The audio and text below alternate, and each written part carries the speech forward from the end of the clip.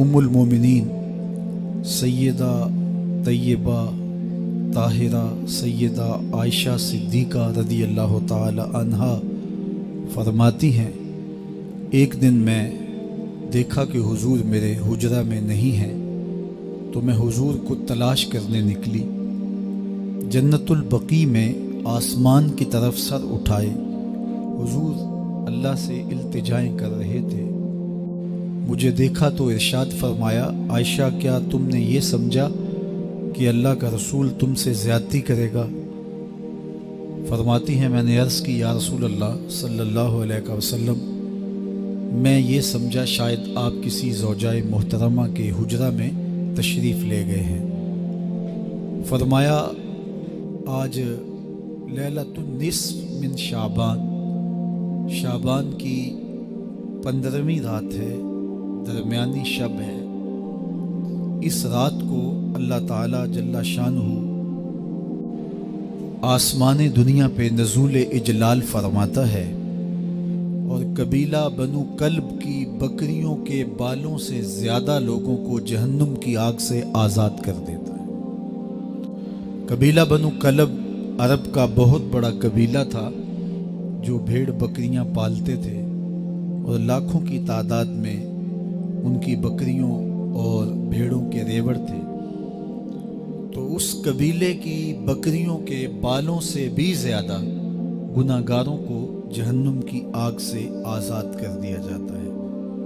تو یہ وہ بابرکت شب رحمت ہے، شب نور ہے، جس کے دامن میں اتنی برکتیں ہیں کہ کوئی محروم نہیں رہتا۔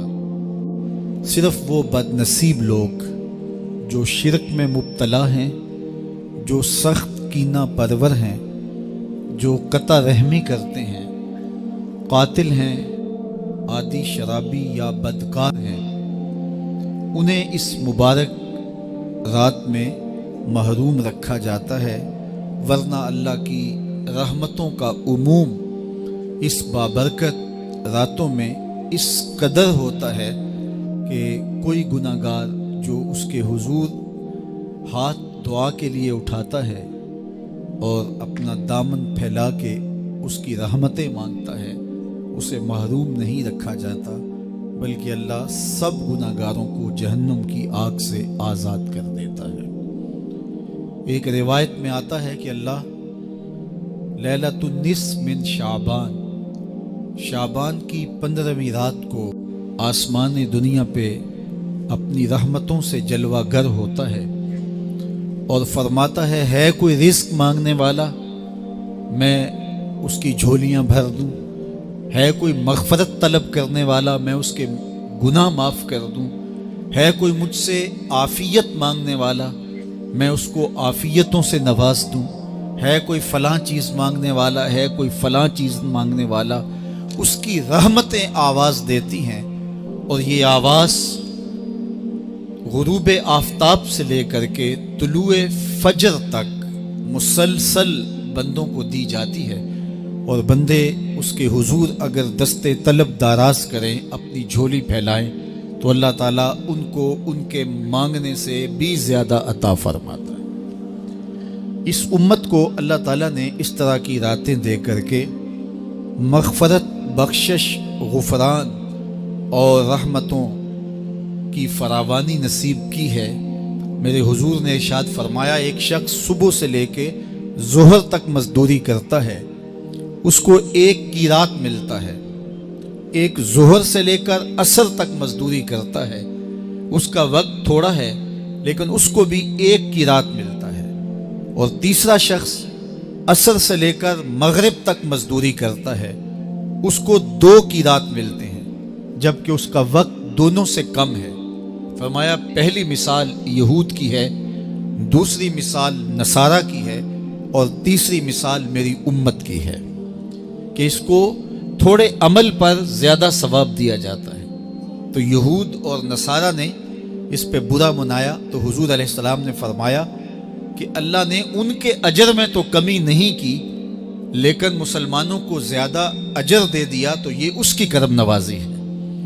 تو یہ تھوڑے وقت کی عبادتیں اور چند راتوں کی بیداری اور مخصوص اوقات میں اللہ کے حضور عبادت و ریاضت ایک گناہگار کو کہاں سے کہاں تک پہنچا دیتی ہے، اس کے گناہوں کی معافی کا ذریعہ بھی بنتی ہے اور درجات کی بلندی کا سبب بھی۔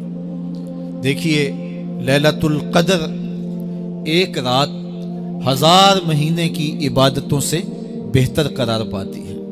اسی طرح دیگر مواقع ہیں کہ اللہ تعالیٰ اس امت کے لیے رکھے ہیں، رحمت رب بہانہ می طلب، اور یوں بھی پڑھا گیا رحمت رب بہانہ می طلب۔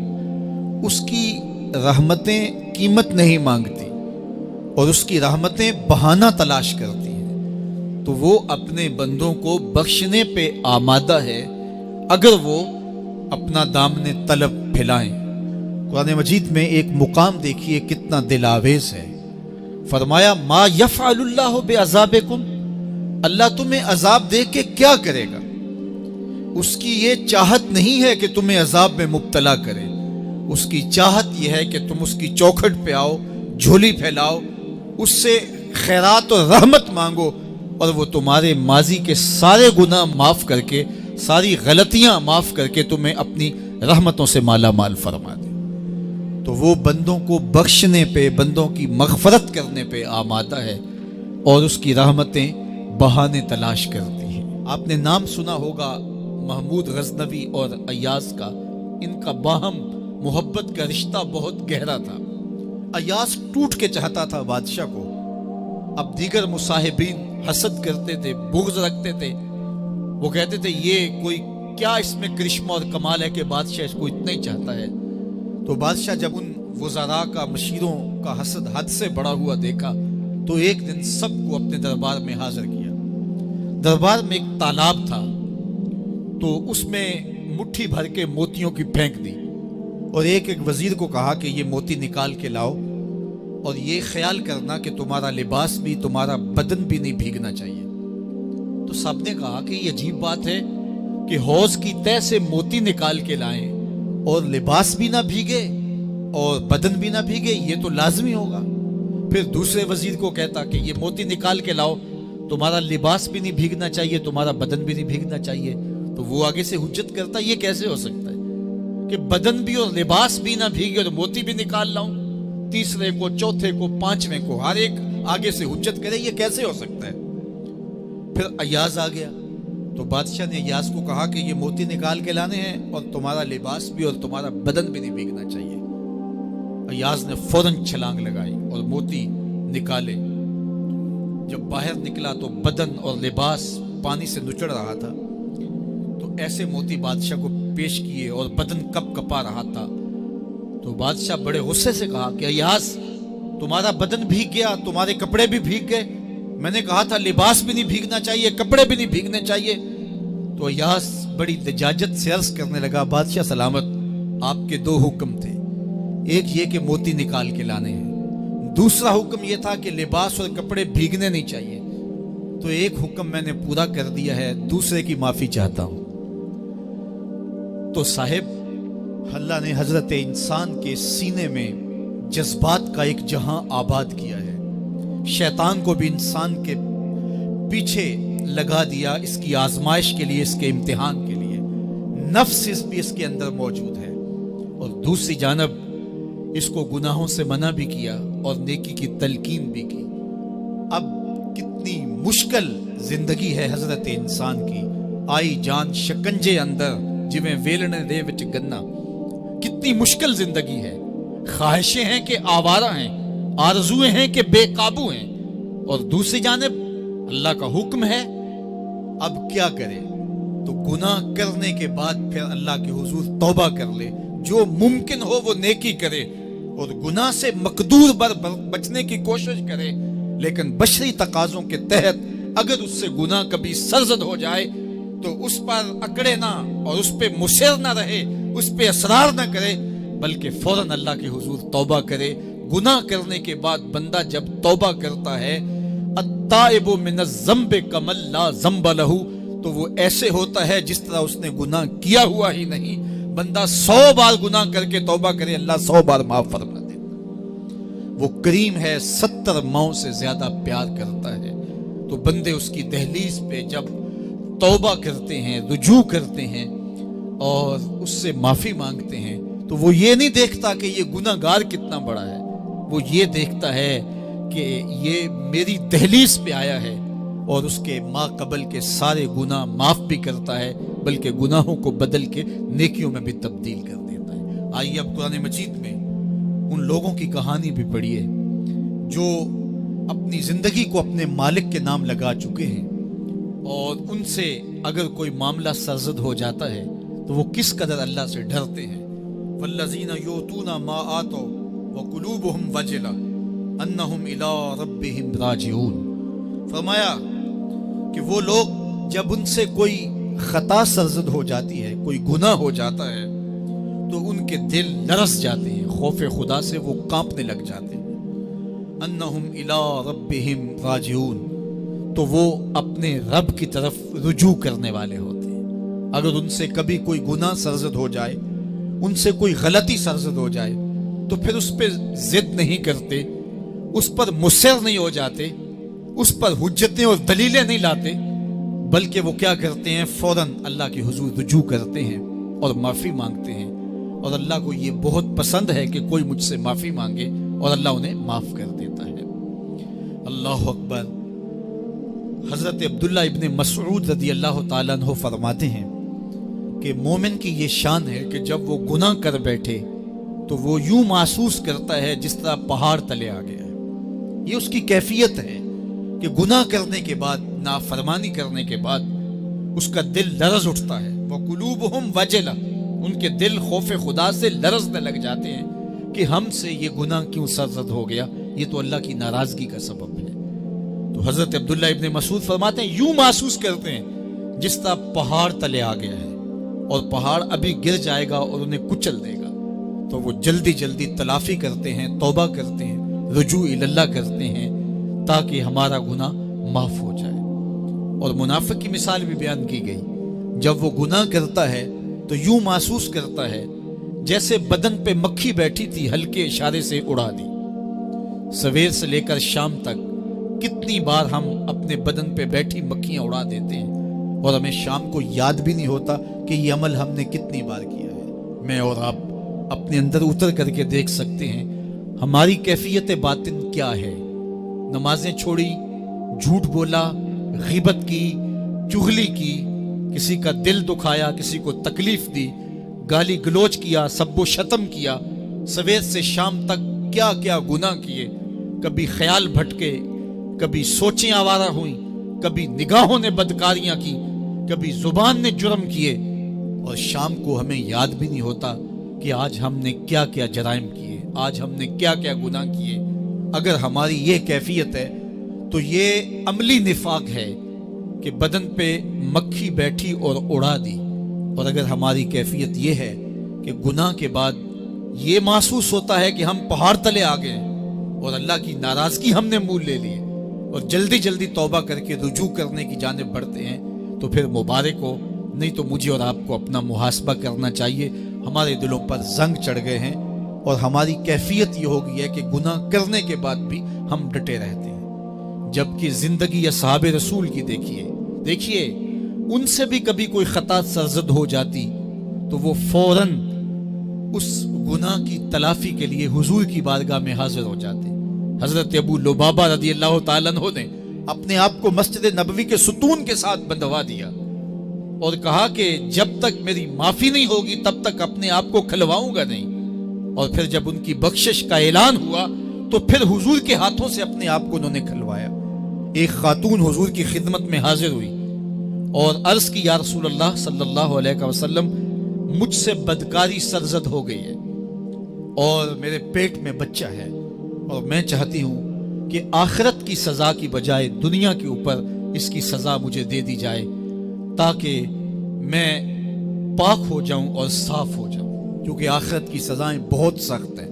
اللہ کے محبوب علیہ السلام نے جبریل امین سے ایک دن پوچھا تھا مجھے جہنم کے عذابوں کا ذکر سناؤ، تو عرض کی یا رسول اللہ صلی اللہ علیہ وسلم، سب سے ہلکا عذاب، اخف العذاب، ہلکا ترین عذاب یہ ہے کہ جہنمی کے پاؤں میں آگ کے جوتے رکھے جائیں گے، باقی اس کے پورے بدن پہ آگ نہیں ہوگی، صرف آگ کے جوتے اس کو پہنائے جائیں گے، لیکن اس کی حدت، گرمی اور شدت اتنی ہوگی، یغلی منہما دماغہ، اس کی شدت سے اس کا دماغ پگھل کر ناک اور کانوں کے ذریعے سے باہر آنا شروع ہو جائے گا۔ یہ سب سے ہلکے عذاب کی کیفیت ہے، اور جو عذاب سخت ہیں الیاذ باللہ۔ اللہ تعالیٰ قرآن مجید میں فرماتا ہے ثم لا يموت فیہا ولا یحیا، اس بڑے عذاب کا ذکر کیا جو جہنمیوں کو دیا جائے گا۔ فرمایا اس عذاب کی کیفیت یہ ہوگی، بندہ نہ جیے گا نہ مرے گا۔ جیے گا اس لیے نہیں کہ آگے اور پیچھے، دائیں اور بائیں آگ ہی آگ ہوگی، تو اس آگ میں جینا کو جینا تو نہیں ہوگا، اور مرے گا اس لیے نہیں کہ موت کو موت آ چکی ہوگی۔ جنت میں جنتیوں کو ایک ہی ڈر اور خدشہ ہوگا کہیں موت نہ آ جائے، اور جہنمیوں کو ایک ہی امید ہوگی کہیں موت آ جائے اور جان چھوٹ جائے۔ اللہ تعالیٰ مینڈے کی شکل میں موت کو لائے گا اور موت کو ذبح کیا جائے گا۔ جنتی جنت سے اور جہنمی جہنم سے دیکھ رہے ہوں گے، جب موت کو ذبح کر دیا جائے گا، اب موت نہیں ہے، تو جنتی اتنے خوش ہو جائیں گے کہ اگر موت کو موت نہ آئی ہوتی تو یہ خوشی سے مر جاتے، اور جہنمی اتنے مایوس، دکھی اور پریشان ہوں گے کہ اگر موت کو موت نہ آئی ہوتی تو یہ صدمے سے مر جاتے۔ تو وہ کتنا سخت عذاب ہوگا، الیاذ باللہ، کہ ہلکے ترین عذاب کی کیفیت یہ ہے کہ پاؤں میں آگ کا جوتا اور دماغ پگھل کے ناک اور کانوں کے راستے سے باہر آ جائے۔ تو اس نے عرض کی یا رسول اللہ صلی اللہ علیہ وسلم، میرے اوپر حد جاری کر دیجئے۔ اور اس نے کہا کہ میرے پیٹ میں جو ہے وہ بچہ ہے۔ اللہ کے محبوب علیہ السلام نے فرمایا جاؤ، جب بچہ پیدا ہو تو پھر آنا۔ وہ چلی گئی، تو جب بچہ پیدا ہوا تو گود میں اٹھائے پھر حضور کی خدمت میں حاضر ہوئے اور عرض کی یا رسول اللہ، یہ ہے بچہ جو میں نے گناہ کیا تھا، بدکاری کی تھی، آج یہ اس کی نشانی ہے۔ تو اللہ کے محبوب علیہ السلام نے فرمایا کہ اسے لے جاؤ اور اسے دودھ پلاؤ، اور جب یہ کچھ کھانے پینے لگ جائے گا تو پھر آنا۔ تو تھوڑی دیر کے بعد، کچھ دنوں کے بعد، وہ دوبارہ حاضر ہوئی اور اس نے اس بچے کے ہاتھ میں روٹی کا ٹکڑا دیا ہوا تھا، اور عرض کی یا رسول اللہ دیکھ لیجئے اب یہ روٹی کھانے لگ گیا ہے۔ اللہ اکبر۔ تو اللہ کے محبوب نے فرمایا انہیں لے جاؤ اور جا کے انہیں سنگسار کر دو۔ اس کی یہ حد بنتی تھی، اس کو سنگسار کیا، اور اس نے خود یہ سزا اپنے لیے قبول کی۔ مائز ابن مالک اسلمی عرض کی یا رسول اللہ طہرنی، مجھے پاک کر دیجئے۔ میرے حضور نے فرمایا جاؤ اللہ سے معافی مانگو۔ وہ گئے اور معافی مانگی، بے چینی اتنی تھی، پھر آ گئے اور عرض کی طہرنی یا رسول اللہ، حضور مجھے پاک کر دیجئے۔ فرمایا جاؤ اللہ سے معافی مانگو۔ وہ گئے، معافی مانگی، پھر پلٹ آئے، تیسری مرتبہ، چوتھی مرتبہ۔ آقا کریم نے فرمایا فیما اطہرک، تمہیں کہا اللہ سے معافی مانگو، کریم ہے، معاف کر دے گا، تم پھر پلٹ آتے ہو، تمہیں کس جرم سے پاک کروں؟ قال من الزنا، عرض کی مجھ سے بدکاری ہو گئی ہے اور میں چاہتا ہوں کہ دنیا پر فارغ ہو جاؤں۔ حضور نے فرمایا کہ اس کا توازن عقلی تو ٹھیک ہے؟ عرض کی حضور صحیح الحواس ہے۔ کہا کہ یہ نشے میں تو نہیں کہہ رہا، کسی نے اٹھ کے منہ سونگا؟ کہا حضور ایسی بات بھی نہیں ہے۔ فرمایا تم سوچ لو کیا کہہ رہے ہو؟ کہا حضور جو میں کہہ رہا ہوں وہ سچ کہہ رہا ہوں، مجھ سے گناہ سرزد ہو گیا اور میں چاہتا ہوں کہ دنیا پر ہی فارغ ہو جاؤں۔ اللہ کے محبوب علیہ السلام نے فرمایا کہ انہیں سنگسار کر دو۔ مائز ابن مالک اسلمی کو سنگسار کر دیا گیا۔ جب ان کا جنازہ اٹھا تو حضور بھی جنازے کے جلوس میں تھے۔ کسی کی زبان سے نکلا لو مائز نے گناہ کیا تھا، بس یہ بات سننے کی دیر تھی، اللہ کے محبوب کے چہرے پہ جلال آ گیا۔ فرمایا خبردار اگر کسی نے میرے مائز پہ بات کی، میرے مائز نے ایسی سچی توبہ کی ہے اگر روئے زمین کے تمام مسلمانوں میں بانٹ دی جائے لکفاہم، سب کی مغفرت ہو جائے، کہ انہوں نے اپنے آپ کو خود پیش کیا ہے۔ اب مائز ابن مالک کا جنازہ اللہ کے رسول نے خود پڑھایا، بلکہ مسلم کتاب الحدود میں ہے کہ ان کے جنازے کے دوسرے دن یا تیسرے دن حضور ان کے ہاں تشریف لے گئے، اور جب آقا گئے وہم جلوسن، تو لوگ وہاں بیٹھے ہوئے تھے، تو میرے آقا نے فرمایا استغفروا لمائز، مائز کے لیے بخشش اور مغفرت کی دعا کر۔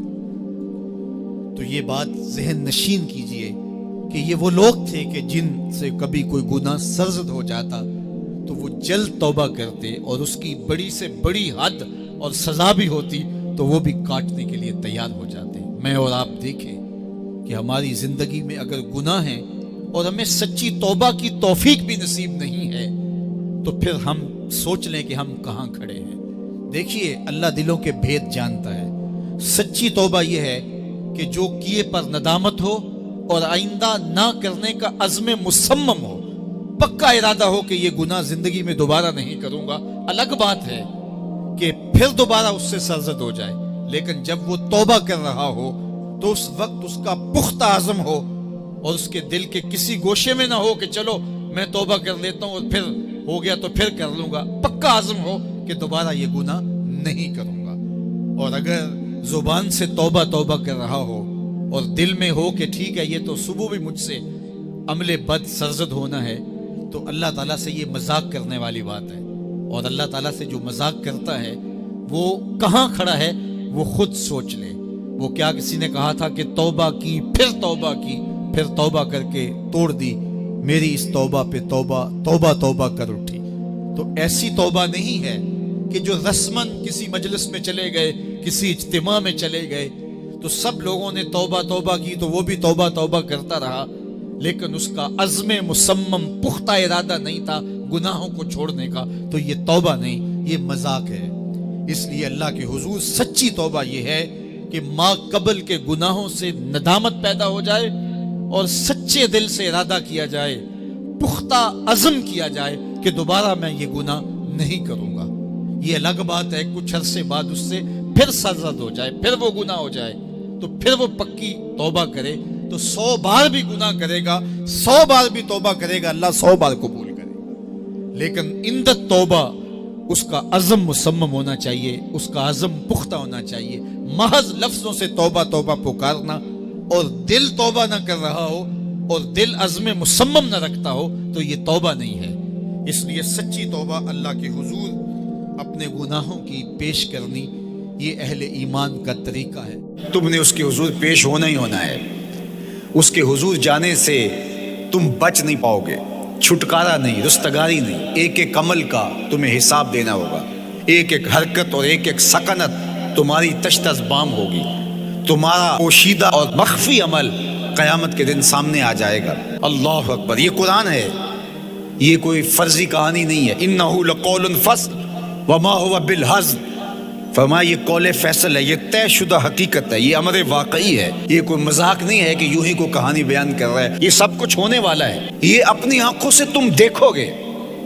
آج انکار کرو یا اقرار کرو، تمہیں کھلا موقع دیا ہے، حتیٰ کہ تم کافر بن کے زندگی گزارنا چاہو، نمرود بن کے جینا چاہو، فرعون بن کے جینا چاہو، حامان بن کے جینا چاہو، ہم تجھے دنیا پہ موقع دیں گے۔ لیکن یہ نہیں ہے کہ جب زندگی کی بساط لپیٹے گی پھر کام ختم ہو جائے گا، نہیں، یہ تمہیں ہمیں فرصت دی ہے، پھر ہم نے تم سے حساب لینا ہے، ایک ایک عمل تمہارے سامنے آئے گا۔ اللہ اکبر، ذرا غور کیجئے، فآمنوا باللہ، تو بہتر ہے کہ اللہ پر ایمان لاؤ، اس کے حضور تو تم نے آنا ہی آنا ہے۔ بہتر نہیں ہے کہ جیتے جی آ جاؤ، پھر لوگ تجھے اٹھا کے لائیں گے، اچھا نہیں ہے کہ اپنے قدموں سے چل کے آ جاؤ۔ کی آگ سن لوک یعقوب تینوں جدوں ٹر پیوں سر منہ کج کے تو، پھر جو کفن کی تنیوں میں لپیٹ کر کے تجھے لے کر کے جایا جائے گا، تو اچھا نہیں ہے کہ اپنے قدموں سے خود چل کے مالک کی دہلیز پہ چلے جاؤ۔ ایک حدیث میں آتا ہے کہ اللہ بندے کو اپنے سامنے سے ہٹنے نہیں دے گا جب تک اس سے 4 سوال نہیں کر لے گا۔ آپ دیکھیے، میں دیکھوں کیا ہم ان سوالوں کے جواب دینے کے لیے اپنے آپ کو تیار کر رہے ہیں۔ پہلی چیز، اللہ پوچھے گا عمر کہاں گزاری۔ دوسرا سوال، اللہ تعالیٰ علم کے بارے میں پوچھے گا، جو پڑھا تھا بتا عمل کہاں تک کیا، خلوت جلوت زندگی شام و سحر تیرے اس سیکھے ہوئے علم کی مطابقت میں تھے یا علم عزت دولت کمانے کے لیے پڑھا تھا۔ تیسری بات، اللہ پوچھے گا مال کمایا کیسے، اور مجھے بتا مال خرچ کہاں کیا۔ آج لوگ نیب سے ڈرتے ہیں کہ ہم سے پوچھ نہ لیا جائے کہ یہ آیا کہاں سے، منی ٹریل پیش کرو، یہاں ہم بچ جائیں گے۔ کوئی مکر، کوئی دھندا، کوئی فریب چل جائے گا، کوئی پریشر، کوئی افرادی قوت، کوئی سیاسی اثر و رسوخ، کوئی رشوت، کوئی سفارش، کچھ نہ کچھ تو راستہ نکل ہی آئے گا۔ اور آج کی دنیا میں صرف یہی پوچھا جاتا ہے کمایا کہاں سے، یہ نہیں پوچھا جاتا خرچ کہاں کیا، جیسے چاہو خرچ کرو، لیکن وہاں سوال ہوگا وفیما انفقہ، خرچ کہاں کیا، یہ سوال بھی کیا جائے گا۔ وعن جسمہ فیما ابلاہ، اور جسم کے بارے میں پوچھا جائے گا، اس جسم کو دی ہوئی توانائیوں کو خرچ کہاں کیا۔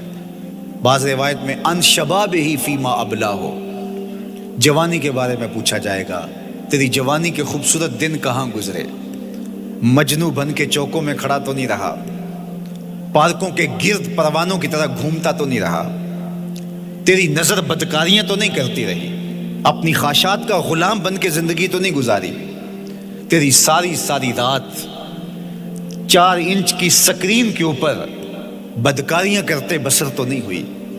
پوچھا جائے گا بتا جوانی کہاں گزری، جوانی مستانی ہے یہ کہہ کر کے تو نے ہر ضابطے سے چھٹی تو نہیں کر لی تھی، یا جوانی کے تقدس کو تو نے محفوظ کیا اور راتوں کی تنہائیوں میں اللہ کے حضور سجدہ ریزی کرتا رہا۔ میرے اور آپ کے آقا و مولا نے فرمایا جو جوان جوانی میں توبہ کرے وہ اللہ کو محبوب ہے۔ اللہ اکبر۔ اور اللہ جن 7 لوگوں پر اپنے عرش کا سایہ کرے گا ان میں سے ایک شخص کا ذکر کرتے ہوئے فرمایا وَشَابٌ نَشَأَ فِي عِبَادَةِ اللَّهِ، وہ جوان جس کی جوانی اللہ کی عبادت میں گزری، قیامت کے دن جب کوئی سایہ نہیں ہوگا اللہ اسے اپنے عرش کا ٹھنڈا سایہ عطا فرمائے گا۔ میرے مخاطبین جو اس وقت میرے سامنے موجود ہے بالمشافہ، اور پوری دنیا کے اندر جو اس وقت مجھے دیکھ رہے ہیں، ان میں زیادہ تر تعداد نوجوانوں کی ہے، تو میں آپ سب سے مخاطب ہوں اور آپ کو کہتا ہوں کہ یہ جوانی دوبارہ نہیں ملنی۔ بندہ کہتا ہے بڑھاپا آئے گا دیکھ لیں گے، جس طرح ہر چیز کا سرور جوانی میں ہوتا ہے، ہر چیز کا لطف بندہ کہتا ہے جوانی میں ہے، سجدوں کا جو لطف جوانی میں ہے وہ کسی اور زمانے میں نہیں ہے۔ اپنی پیشانی کو سجدوں سے آشنا کرو، اپنی جوانی کو مثل سحر بے داغ رکھنا، اپنے شباب کو الجھنے نہ دینا، اپنے شباب کے تقدس کو پامال نہ ہونے دینا۔ اس کائنات کا بہترین چہرہ وہی ہے جو جنسی کالک سے محفوظ ہے، اپنے تقدس کو مجروح نہ ہونے دینا۔ تمہاری زندگی شبنم سے پاکیزہ تر رہے، سحر سے پاکیزہ تر رہے، تمہاری جوانی اتنی خوبصورت ہو کہ محمد عربی کو رشک آئے تمہاری جوانی پر۔ اپنی جوانی کو آوارگی میں بسر نہ کرنا، اپنی اس جوانی کو دین کے لیے وقف کرنا، سحری کے سجدوں میں آنسو بہا کر کے جوانی کا لطف کشید کرنا۔ جوانی کا لطف اور مزہ رب کے ساتھ محبت اور رب کے ساتھ عشق کرنے میں ہے۔ جوانی کے اندر دل کی بے تابیاں، دل کی بے چینیاں اور دل کی بے قراریاں ذرا مسلح پہ لے کے آؤ۔ عشق کرنا ہے تو کسی آوارہ سے نہیں، عشق کرنا ہے تو رب العالمین سے کرو، آمنہ کے لال سے کرو، تو پھر دیکھنا کہ یہ جوانی کیا نور بخشتی ہے۔